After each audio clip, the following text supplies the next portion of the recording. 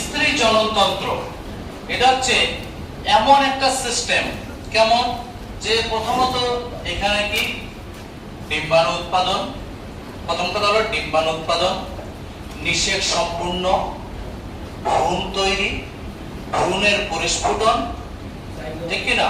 তারপর হচ্ছে একটা পূর্ণাঙ্গ শিশু এবং প্রসবকাল। এই যে সমস্ত ক্রিয়াগুলো বা এই সমস্ত কার্যগুলো বললাম, এই কার্যগুলো স্ত্রী দেহে যে সমস্ত অঙ্গ সম্পাদন করে সেই সমস্ত অঙ্গকে একই সাথে বলা হচ্ছে স্ত্রী জননতন্ত্র। বুঝতে পারলাম? স্ত্রী জননতন্ত্র মানে হলো যে কি, যে প্রথমে বললাম আমি ডিম্বাণু উৎপাদন, নিষেক সম্পূর্ণ, ভ্রূণ পরিস্ফুটন এবং বাচ্চা প্রসব এবং তার সাথে দুগ্ধ উৎপাদন, এই যে সমস্ত কার্যপদ্ধতি বা কার্য, এই কার্যগুলো স্ত্রী দেহের যে সমস্ত অঙ্গ করে থাকে এই সমস্ত অঙ্গকে একই সাথে বলা হয় কি স্ত্রী জননতন্ত্র। এবার এই স্ত্রী জননতন্ত্রটাকে আমরা সেম ওই ছকের সাহায্যে দেখবো, যেমনটা আমরা পুং জননতন্ত্রে দেখেছিলাম। তো স্ত্রী জননতন্ত্রে যদি দেখি তাহলে দেখতে পাবো যে এখানেও কিছু মুখ্য রয়েছে, এখানেও কিছু গৌণ রয়েছে, এখানেও কিছু বহিস্থ অঙ্গ রয়েছে। তো প্রথমে হচ্ছে স্ত্রীদের মুখ্য যৌন মানে যৌনাঙ্গ যেটা আছে স্ত্রী যৌনাঙ্গ, মুখ্য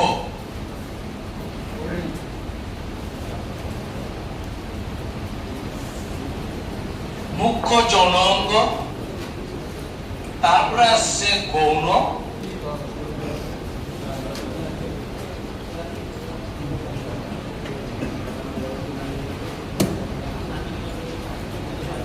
তারপরে আমরা পাবো বহিস্থ অঙ্গ,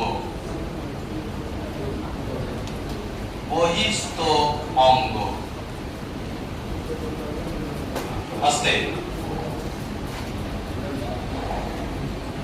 মুখ্য যৌন অঙ্গ, গৌণ যৌন অঙ্গ আর বহিস্থ অঙ্গ, এই সমস্ত পাই। মুখ্য যৌন অঙ্গ যেটা পড়ে সেটা হচ্ছে ডিম্বাশয়,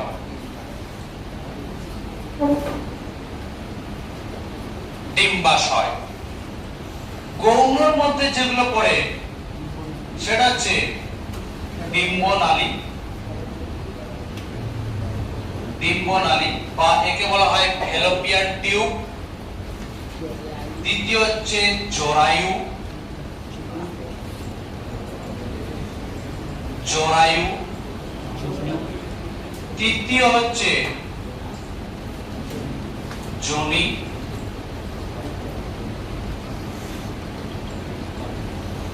এই হচ্ছে গৌণ যৌনাঙ্গ।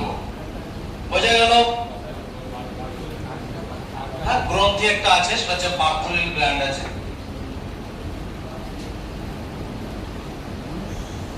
Bartholin gland.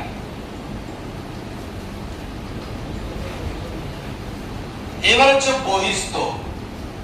বহিস্থর মধ্যে প্রথমে পাবো ভালভা, আর একটা আছে স্তন বা মেমারি গ্ল্যান্ড। ভালভা আর স্তন বা মেমারি গ্ল্যান্ড। ভালভা ওয়ার্ডটাকে হয়তো খুঁজে পাবি না, আমি বলে দিচ্ছি মন্স পিউবিস, লেবিয়া মেজরা, লেবিয়া মাইনরা, হাইমেন পর্দা। বোঝা গেল? এই যে একই সাথে এরা আছে, এদেরকে সবাইকে একই সাথে বলা হয় ভালভা। বোঝা গেল? তো ওখানে ভাগ ভাগ করে প্রত্যেকটা লেখা আছে। যখন আমি ভালভাটাকে ডিটেইলসে পড়াবো তখন ওখানে লিখে দেবো যে ভালভার মধ্যে কারা কারা পড়ে। এক কথায় ওর মধ্যে একই সাথে রয়েছে। প্রথমে রয়েছে যেমন মন্স পিউবিস, লেবিয়া মেজরা, লেবিয়া মাইনরা, তারপরে রয়েছে ভেস্টিবিউল। ভেস্টিবিউল মানে হচ্ছে একটা হাইমেন পর্দাটা। বোঝা গেল? আরেকটা রয়েছে যেমন ক্লাইটোরিস। তো এই সমস্ত রয়েছে ওটা ভালভার মধ্যে। আর স্তন, স্তনের ক্ষেত্রে কি হয় না, এটা পুরুষদের ক্ষেত্রে নিষ্ক্রিয় থাকে বলে আমরা পুং জননতন্ত্রে এটাকে পড়ি না, কারণ এটার কোনো ভূমিকা থাকে না পুং জননতন্ত্রে। কিন্তু স্ত্রীদের ক্ষেত্রে এটা কি হয়, স্ত্রীদেরও যখন একটা বাচ্চা অবস্থায় থাকে বা শৈশব থাকে তখন এটা নিষ্ক্রিয় বলে চলে, কিন্তু যখন বয়স সন্ধিকাল আসে তখন বিভিন্ন হরমোনের ক্রিয়ায় এটা স্ফীত হয়, মানে চর্বি জমা হয়, জমা হয়ে গিয়ে এটা একটা স্তন গঠন করে, একটা গ্রন্থিময় অঙ্গ। গেছে? এই হচ্ছে বিষয়গুলো। এবার আমরা কি করব, যে ছকটা দেখলাম, এই ছকে যা যা আছে এই জিনিসগুলো একটু ছবির মাধ্যমে দেখব যে কোনটা কোন জায়গায় কি অবস্থায় আছে। এই হচ্ছে প্রাথমিকভাবে একটা বলতে পারিস যে স্ত্রী জননতন্ত্র, যদি এখানে মেমারি গ্ল্যান্ডের ছবি নেই। তো প্রথমে আমরা মুখ্য দিক থেকে আসি। আমরা ঠিক রেড কালারের দুটো অংশ দেখতে পাচ্ছি, তাই তো? এই যে রেড কালারের দুটো অংশ, এরই নাম হচ্ছে ওভারি বা ডিম্বাশয়।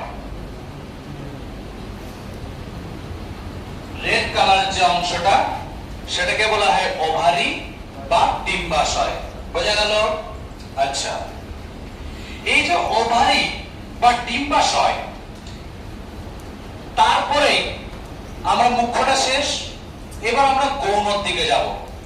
গৌণর দিকে গেলে দেখতে পাবো যে এই যে অংশটা রয়েছে, এই অংশটাকে যদি এই বরাবর মানে ধরা হয়, তার দেখতে পাচ্ছি ওইদিকে একটা নালী গেছে, এইদিকে একটা নালী এসছে, তাই না? আচ্ছা, এই যে দুটো নালী দেখতে পাচ্ছি আমরা দুই দিকে, এই দুটো নালীর নামই হচ্ছে ডিম্বনালী বা ফ্যালোপিয়ান টিউব। তাহলে এরই নাম হচ্ছে ডিম্বনালী, ডিম্বনালী বা ফ্যালোপিয়ান টিউব। ফ্যালোপিয়ান নালী। বোঝা গেল?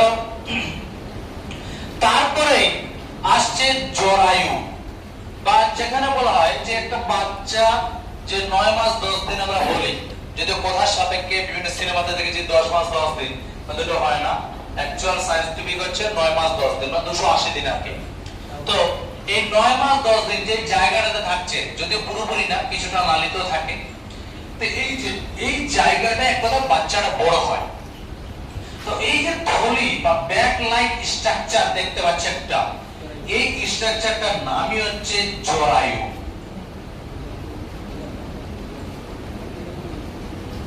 এই স্ট্রাকচারটার নাম কি? জরায়ু। আর জরায়ুর পরে একটা সংকীর্ণ পথ আমরা দেখতে পাচ্ছি। এই যে সংকীর্ণ পথ, এই সংকীর্ণ পথটার নামই হচ্ছে যোনি।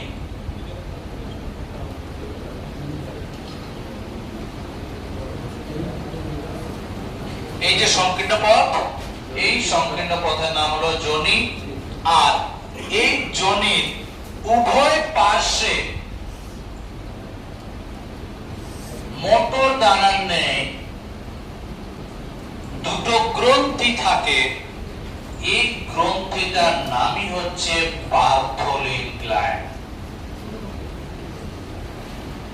Bartholin gland.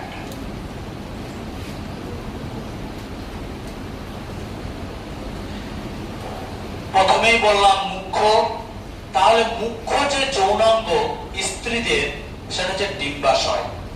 ডিম্বাশয়ের তাহলে অবস্থান বলতে পারি কিনা যে জরায়ুর উভয় পার্শ্বে? তাহলে জরায়ুর উভয় পার্শ্বে ডিম্বাশয়ের অবস্থান। সংখ্যা কটা? দুটো। তারপরে আসছে ডিম্বনালী বা ফ্যালোপিয়ান নালী, যেটা হচ্ছে জরায়ুর দুই দিকে যায়, অর্থাৎ ডিম্বাশয়ের দিকে যাচ্ছে। সেটা হচ্ছে দুটো ফ্যালোপিয়ান টিউব। ফ্যালোপিয়ান টিউব দুটো একই জায়গায় এসে যুক্ত হয়েছে এবং একটা ব্যাগের মতো একটা স্ট্রাকচার গঠন করেছে, যেই স্ট্রাকচারটাকে আমরা বলি জরায়ু। জরায়ুর পরে একটা সংকীর্ণ পথ, যেটাকে আমরা বলছি যোনি। আর যোনির দুপাশে মোটর দানার ন্যায় দুটো গ্রন্থি দেখতে পাচ্ছি, তার নাম হচ্ছে কি? Bartholin gland. এই হচ্ছে মানে একটা স্ত্রী জননতন্ত্রের প্রাথমিক ছবি। এবার এই প্রত্যেকটা অংশের সম্পর্কে আমরা জানবো পরবর্তীকালে ক্লাসে। স্যার, এই দুটো জিনিস যে ব্ল্যাক কালার করেছেন, এগুলো কি? এরা হচ্ছে, এদেরকে বলা হয় ব্রড লিগামেন্ট। ব্রড লিগামেন্ট যদি পরে ক্লাসে বলবো, যখন ডিম্বাশয় পড়াবো, যে এই দুটো যার দ্বারা জরায়ুর সাথে ডিম্বাশয় যুক্ত হয়ে আছে, এদের নাম হচ্ছে ব্রড লিগামেন্ট।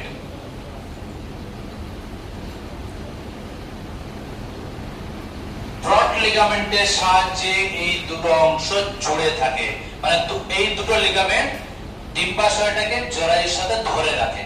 বোঝা গেল? Broad ligament. কি দেওয়া আছে?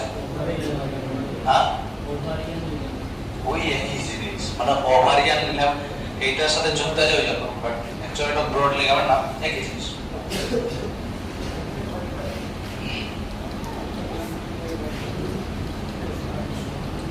বোঝা গেছে? প্রাথমিকভাবে দেখিয়ে দিলাম। আচ্ছা, এবার আসছে বহিস্থ অঙ্গ।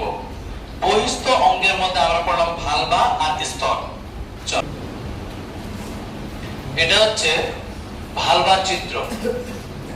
একটু আগে বললাম যে আমাদের যে যারা স্ত্রী রয়েছে বা মেয়ে রয়েছে তাদের যে জননতন্ত্রটা, তো তাদের মুখ্য ডিম্বাশয়, গৌণ যেটা রয়েছে ফ্যালোপিয়ান টিউব, জরায়ু, যোনি, বার্থলিন গ্ল্যান্ড, ওই জিনিসগুলো পড়লাম। পড়ার পর এবার যেটা আসছে সেটা হচ্ছে বহিস্থ অঙ্গ, তাই তো? তাহলে এবার যেটা বেশি আসছে বহিস্থ অঙ্গ।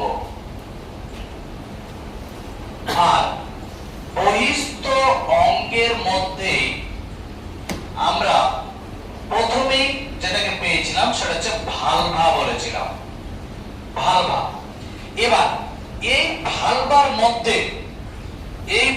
মধ্যে বেশ কয়েকটা জিনিস রয়েছে, যেটা আমি একটু আগে বললাম, যে এর মধ্যে রয়েছে মন্স পিউবিস। মন্স পিউবিস এর মধ্যে রয়েছে লেবিয়া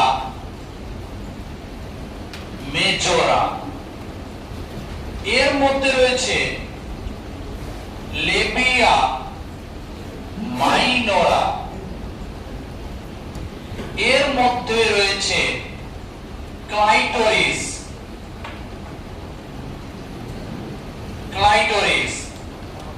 আর এর মধ্যে রয়েছে ভেস্টিবিউল, বা যেটাকে বলা হয় এক কথায় যে হাইমেন, হাইমেন মেমব্রেন যাকে বলা হচ্ছে হাইমেন মেমব্রেন। এই হচ্ছে কয়েকটা জিনিস যারা ভালভার মধ্যে পড়ে। এবার এই জিনিসগুলো কোনটা, কি কি, সেই বিষয়ে আমরা একটু জানবো।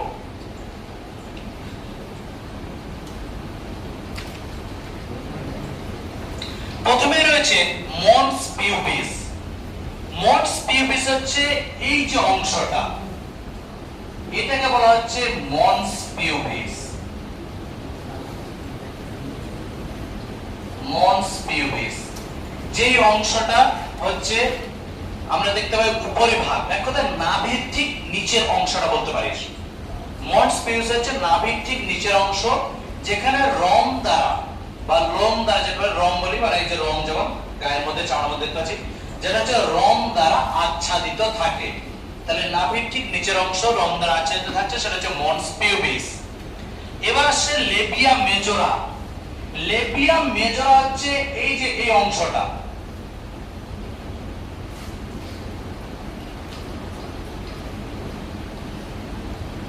এই যে অংশটা, এই যে দু সাইডের দুটো অংশ, এই দুটো অংশের নাম হচ্ছে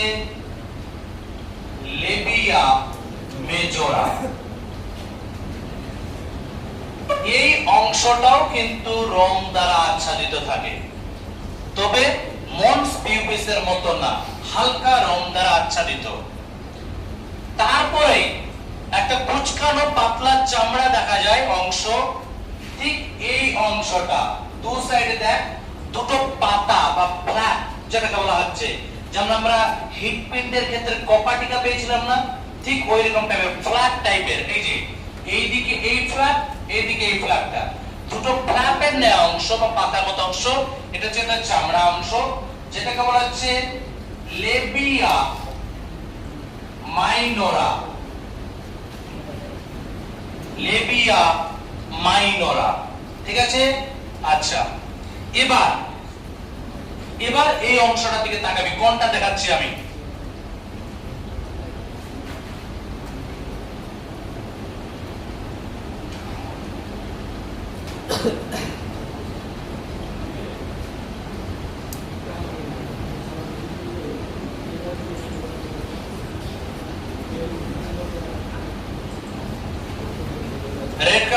পাচ্ছি? এই যে রেড কালারটা করলাম, এটাই হচ্ছে হাইমেন পর্দা।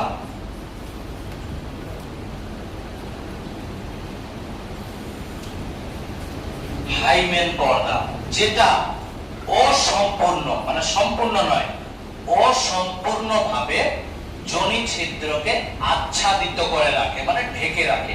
বোঝা গেল কি বললাম? এটা হচ্ছে হাইমেন পর্দা, যেটা অসম্পূর্ণ। দেখতে পাচ্ছিস না, উপরের দিকে আছে, নিচের দিকে এসে, কিন্তু আবার মিডলের দিকে নাই একটু। এই যে অসম্পূর্ণভাবে কি করে, যোনি ছিদ্রকে ঢেকে রাখে। বোঝা গেল? এটা সম্পর্কে একটা কথা আছে, ওই যে এর আগের দিন বলছিলাম তোদের, যে আমি যখন এলিমেন্টারি লিখছিলাম সিক্রোস, একটা কবিতা ছিল, যে ওখানে ফার্স্ট নাইটের যে এক্সপেরিয়েন্স, তো ফার্স্ট নাইটের যে বর্ণনা, সেটা ওই কবিতায় করা ছিল, তো সিক্রোস।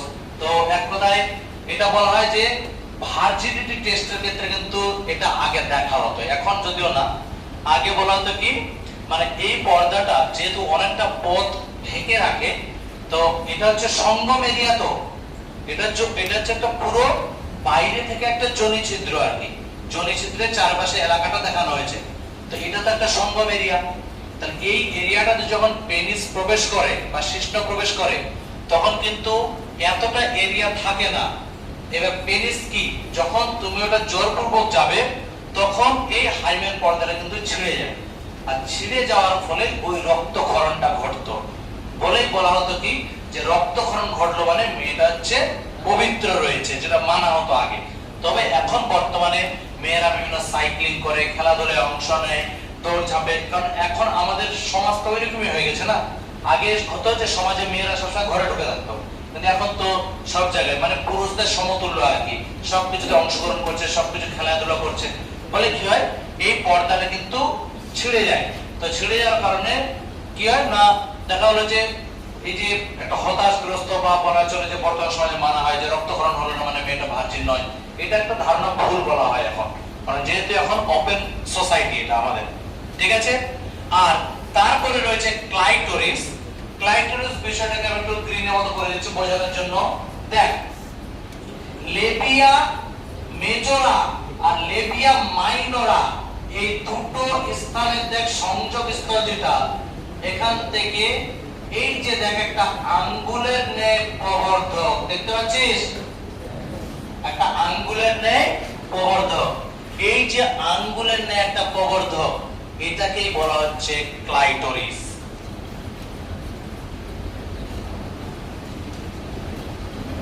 ক্লাইটোরিস, বোঝা গেল? এই যে ক্লাইটোরিস রয়েছে। আচ্ছা, আমরা যখন ভ্রূণ অবস্থায় থাকি, তখন কি বোঝা যায় রে যে মানে ভ্রূণ অবস্থায় কি লিঙ্গ নির্ধারণ হয়, যে কোনটা ছেলে কোনটা, মানে সে ক্রোমোজোমটা চলে আসে, বাট ওর যে অঙ্গগুলো সেগুলো তো আসে না প্রাথমিকভাবে, আস্তে আস্তে অঙ্গগুলো 9 মাস ধরে তৈরি হয়, ক্রোমোজোম গুলো চলে আসে, কিন্তু তৈরি তো হয় না।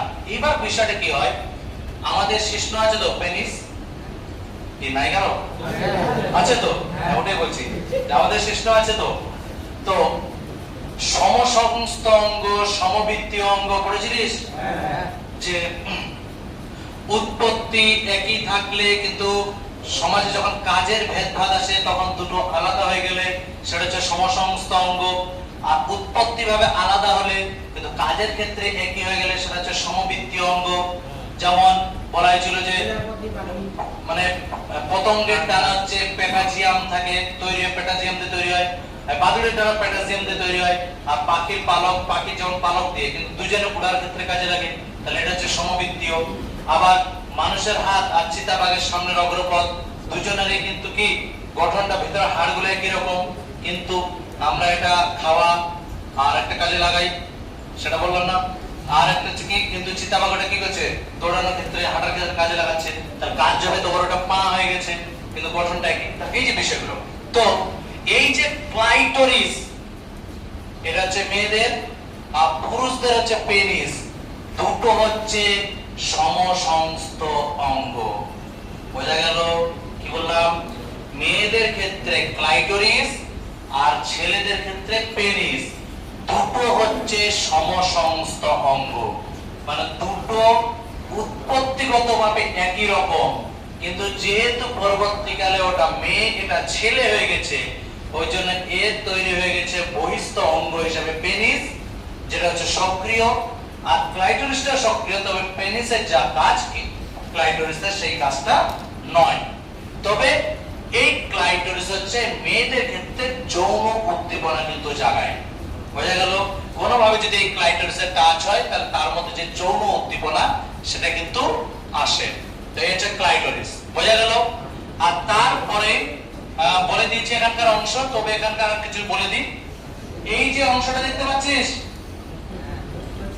এটা হচ্ছে মূত্রছিদ্র। তোদের 2-3 দিন আগে বলছিলাম না যে ছেলেদের ক্ষেত্রে মূত্রজনন ছিদ্র আর মেয়েদের ক্ষেত্রে আলাদা আলাদা। তো ছেলেদের ক্ষেত্রে ওপেনিং দুটো, মেয়েদের ক্ষেত্রে ওপেনিং তিনটা। এই যে ওপেনিং তিনটা, একটা হলো মূত্রছিদ্র, সবথেকে উপরের দিকে থাকে। এই যে এখানে আমরা দেখছি এটা হচ্ছে যোনি ছিদ্র,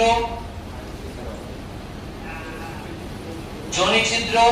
আর এই যে এখানে দেখতে পাচ্ছি এটা হচ্ছে বায়ু ছিদ্র। তো এটা তো পুরুষ এবং মহিলা দুটোর ক্ষেত্রে কমন, পুরুষ এবং মহিলা দুজনের ক্ষেত্রে কমন এটা যোনি ছিদ্র আর মূত্র ছিদ্র। মেয়েদের ক্ষেত্রে আলাদা আলাদা। আর পুরুষদের যে নালী দিয়ে মূত্র ত্যাগ করে সেই নালী দিয়ে বীর্য ত্যাগ করে, ওদের ক্ষেত্রে মূত্রজনন নালী একটাই, যেটা হচ্ছে ইউরেথ্রা, আর যেটা হচ্ছে পেনিসের মধ্যে অবস্থান করে। এই হচ্ছে সমস্ত যে অঙ্গ। আর এটাকে দাগ দিয়েছিল ভাবি না, এটা আরেকটা ওপেনিং। মানে এটা তোদের বইতে একটা দেখবে ওয়ার্ডটা আছে পেরিনিয়াম। মানে এক কথা বলতে চাইছে যে তোদের যে ওপেনিং আর কি, যে যোনি ছিদ্র এক কথা, বা বলতে পারিস এই ভালভা আর এই ভালভা আর এই বায়ু ছিদ্র, এর মাঝের যে অংশটা, এই যে অংশটা, এটার নাম হচ্ছে পেরিনিয়াম। পেরিনিয়াম মানে মাঝের রাস্তাটা বলতে পারিস, এটা একটা অংশ, মাঝের অংশটা। না রে, এটা একটা অংশ বলতে পারিস। এখান থেকে যোনির শেষ, মানে ভালভা শেষ, এখান থেকে এখানে তোর বায়ু ছিদ্র, মিডলের যে একটা অংশ থাকছে, এই অংশটাকে বলা হচ্ছে পেরিনিয়াম। বোঝা গেল?